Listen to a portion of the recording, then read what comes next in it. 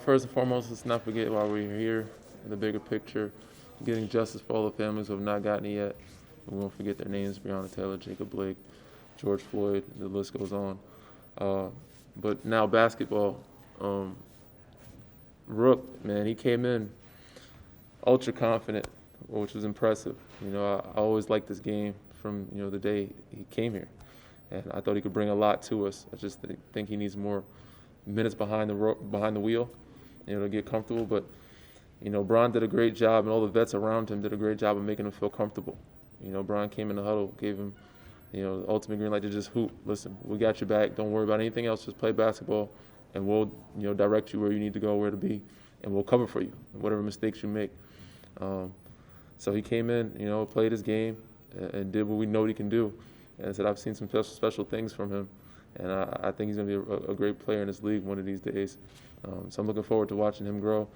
But he came in and gave us great minutes. Those minutes were huge, and I expect him to keep that up. And if we need him in the pass, be ready, just like everybody else.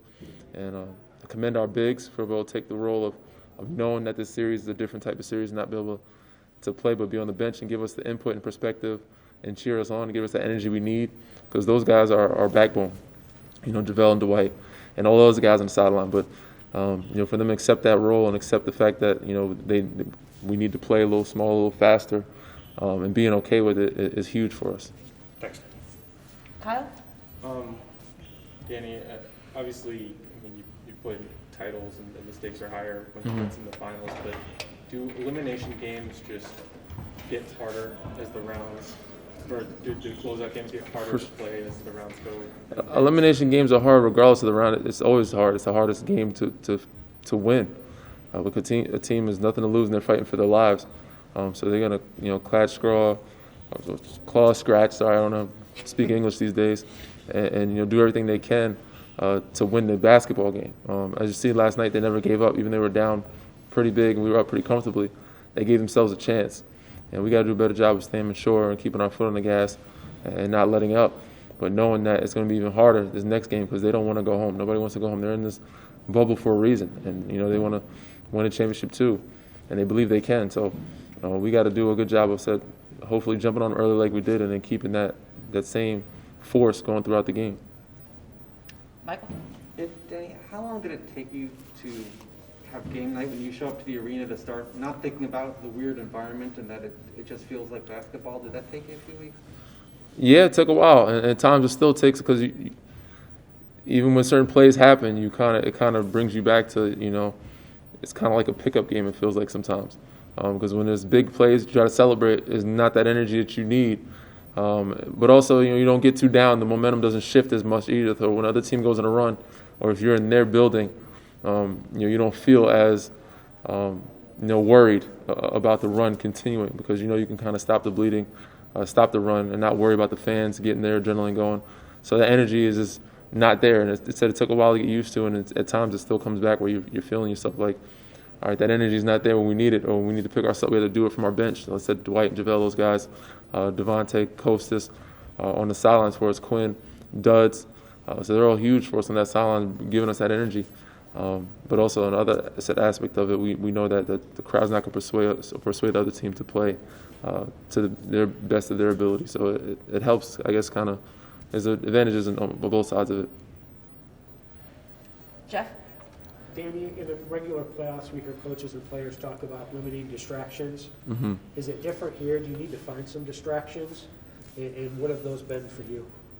I don't think you need to find distractions, but I think it is beneficial to stay focused on the task at hand.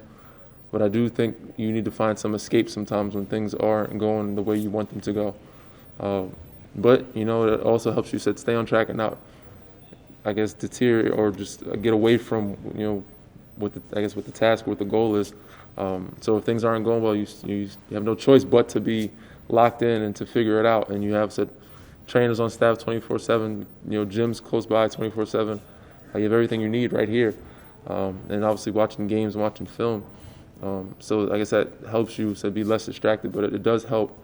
It would be nice to have an escape from when things, you need a day off or a day away to clear your mind and clear your head. But, sometimes you don't have that luxury. But I said I like to look at the positives. I'm a positive person, and I think it's a great thing that we don't get distracted. We can just lock in and play basketball. Don't have to travel. Don't have to worry about this. Don't have to worry about that, and just have everything right here at our front door. So it makes it easier. Tanisha, any on your end, please? Yes, Bill Oram. Hey, Danny. How you doing? People have been, for maybe 14 months or even longer, have been talking about the possibility of a Clippers-Lakers Western Conference Finals. Mm-hmm. Now that you guys are both a win away, watching tonight's Clippers game any differently, are you starting to feel any kind of energy in that possible matchup? I know you're not there yet, but is it kind of, you feel it kind of building toward that? As I said, I don't really watch or focus on any series outside of our own. We still have work to do. I'm focusing on us and focusing on Houston right now. I'll focus on the next task at hand if and when we get the job done. But to speak on other series or other basketball, I really don't watch many series or watch basketball when I'm home. I like to take my mind away from the game and watch something different or do something different, whether it's a hobby, watch TV shows. I've been taking classes while I'm out here, but it's interesting to see some of the scores, some of the guys play well. Obviously, I root for some of my guys, but I think the series everybody's looking forward to watching. It has great basketball going on. It's the Game 7 tonight. I don't think anybody's really too pressed to watch the.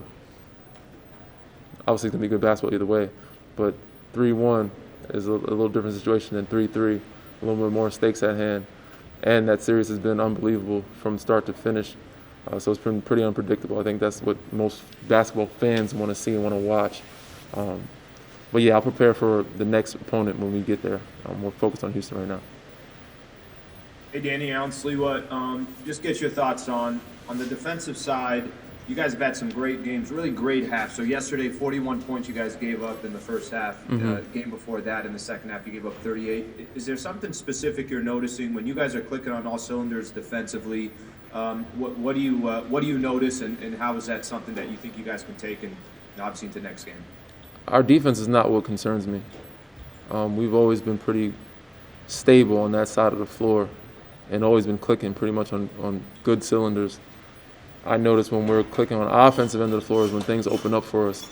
And I think when we kind of slowed the pace down, slowed the ball down, and tried to play keep away too early, that's when they started to catch up. We got to continue to be the force that we are throughout the whole game and pushing the pace offensively. But defensively, we've always been pretty solid. Offense just worries me more than anything, and that's us just pushing the pace, getting our easy ones at the brim, and getting some transition and making some shots from the perimeter.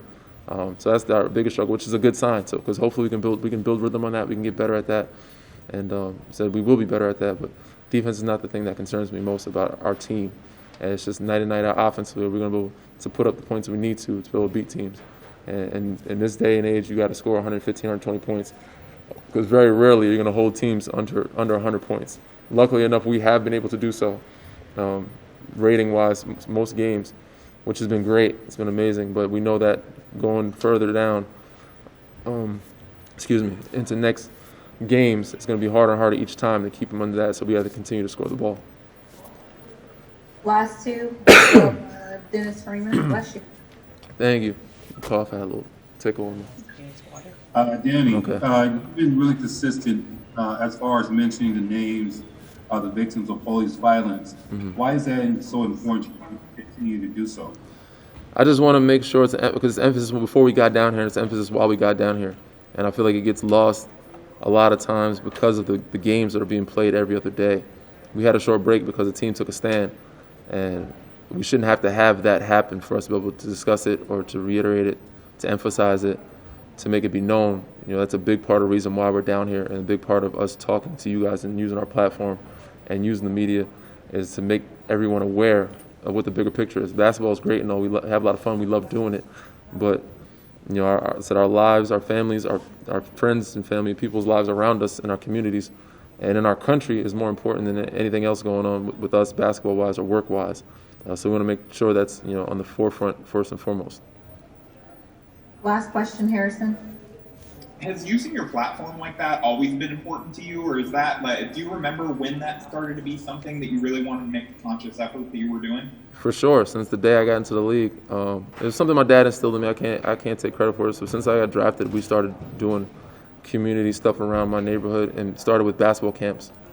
So the Team Green basketball camp started in my neighborhood, and we've been doing that 11, 12 years. This summer we didn't have a summer in the pandemic, so it was hard to get one. But every year I do basketball camps, and I usually do one in the city that I play in and travel, do a tour, and try to find some way to give back to the community, but other ways to give back to the community. And the reason why I started a podcast, not only to obviously get other people's voices out there, my voice out there, but to use that platform for the greater good. And whenever something needs to happen or needs changed, or something needs to be brought to light, those are the ways to use those platforms to your advantage. So that's always been an emphasis or a conscious thing of mine since I've been drafted, and since I've been even at Carolina. We did a lot of stuff with Special Olympics. They taught us things the right way there. But my dad instilled that in me at a young age. In my community, he was a history teacher, and he did a lot for the community of the town I grew up in. So he instilled that in me and my brothers.